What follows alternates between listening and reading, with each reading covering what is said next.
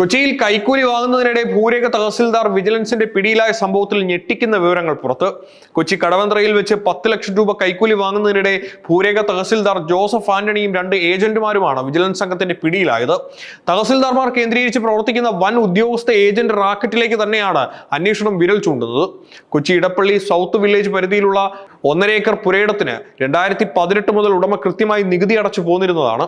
എന്നാൽ പിതാവിന്റെ മരണശേഷം മ്യൂട്ടേഷൻ നടപടികൾക്കായി സമീപിച്ചപ്പോൾ റവന്യൂ രേഖകളിൽ ഇത് നിലമാണെന്ന് രേഖപ്പെടുത്തിയിട്ടുണ്ടെന്ന് വില്ലേജ് ഓഫീസറിൽ നിന്ന് അറിയിപ്പ് ലഭിച്ചു. തുടർന്ന് വീട് നിർമ്മാണത്തിനായി ഭൂവുടമ മണ്ണെടുത്തതോടെ തഹസിൽദാറുടെ ഏജന്റായ ഷിബിൻ വില്ലേജ് ഓഫീസിൽ വ്യാജ പരാതി നൽകുകയായിരുന്നു. പരാതി ഫയലിൽ സ്വീകരിച്ചാൽ കാര്യങ്ങൾ കൂടുതൽ സങ്കീർണമാകുമെന്ന് പറഞ്ഞ് തഹസിൽദാർ ജോസഫ് ആന്റണി ഭൂവുടമയെ നേരിട്ട് ഭീഷണിപ്പെടുത്തി. മണ്ണെടുത്ത് മാറ്റാമെന്നും പിഴ അടയ്ക്കാമെന്നും പരാതിക്കാരൻ അറിയിച്ചെങ്കിലും കേസ് ഒതുക്കാനും ഭൂമി പുരയിടമാക്കി മാറ്റാനും ഏജന്റായ ഷിബിനെയും കൂട്ടാളി രാജേഷിനെയും കാണാൻ തഹസിൽദാർ നിർദ്ദേശിക്കുകയായിരുന്നു. തുടർന്നാണ് ഇടനിലക്കാർ വഴി 10 ലക്ഷം രൂപ കൈക്കൂലി ആവശ്യപ്പെട്ടതും തഹസിൽദാർ ഫോണിലൂടെ തുക നൽകാൻ സമ്മർദ്ദം ചെലുത്തിയതും. ഇതേ തുടർന്ന് പരാതിക്കാരൻ വിജിലൻസിനെ സമീപിക്കുകയും വിജിലൻസ് ഡിവൈഎസ്പിയുടെ നേതൃത്വത്തിൽ കെണിയൊരുക്കുകയുമായിരുന്നു.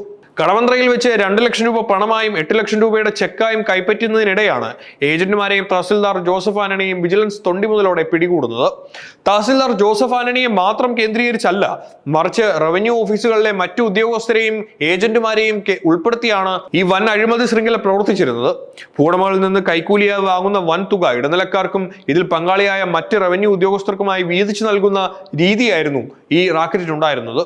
സാധാരണക്കാരായ പൗരന്മാരുടെ വസ്തു സംബന്ധിച്ച സ്വകാര്യ റവന്യൂ രേഖകളും വിവരങ്ങളും ഉദ്യോഗസ്ഥർ തന്നെ നിയമവിരുദ്ധമായി ഏജന്റുമാർക്ക് ചോർത്തി നൽകിയതിനാലും വിജിലൻസ് അന്വേഷണത്തിന് ഉത്തരവിട്ടിട്ടുണ്ട്. ഈ വിവരങ്ങൾ ഉപയോഗിച്ചാണ് ഭൂമിയിൽ നിയമപ്രശ്നങ്ങൾ ഉണ്ടെന്ന് വരുത്തി തീർക്കുകയും വ്യാജ പരാതികൾ ചമച്ച് ഉടമകളെ ഭീഷണിപ്പെടുത്തി വൻതുക കൈക്കൂലി തട്ടിയെടുക്കുകയും ചെയ്തിരുന്നത്. സംഭവത്തിൽ കൂടുതൽ ഉന്നത ഉദ്യോഗസ്ഥർക്ക് പങ്കുണ്ടെന്ന സംശയത്തെ തുടർന്ന് വിജിലൻസ് സംഘം അന്വേഷണം വ്യാപകമാക്കിയിട്ടുണ്ട്.